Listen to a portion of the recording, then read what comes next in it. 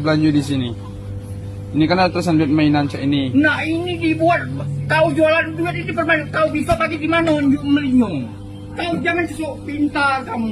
Bukannya sok pintar kak. Ini nah.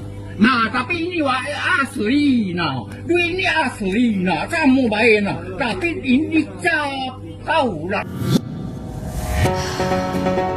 Media sosial dihebohkan oleh rekaman video seorang pria parubaya mengamuk di sebuah minimarket.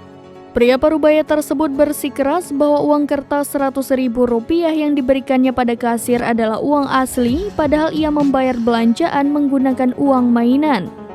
Diketahui, peristiwa ini terjadi di Pagaram, Sumatera Selatan pada Rabu 30 Agustus 2023. Video kejadian itu viral di media sosial dan diunggah oleh akun Instagram @lambe_turah.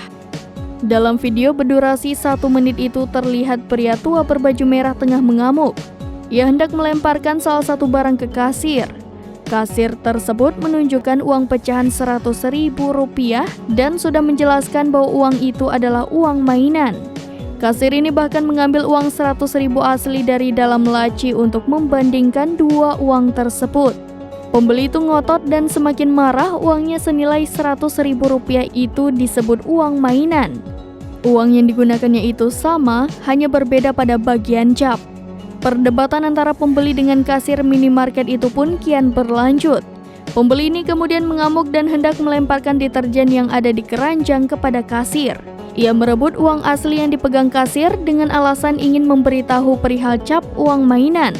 Pembeli itu juga memukul kasir karena tidak terima uangnya dianggap uang mainan. Banyak yang menduga bahwa sosok pria parubaya tersebut merupakan ODGJ atau orang dalam gangguan jiwa.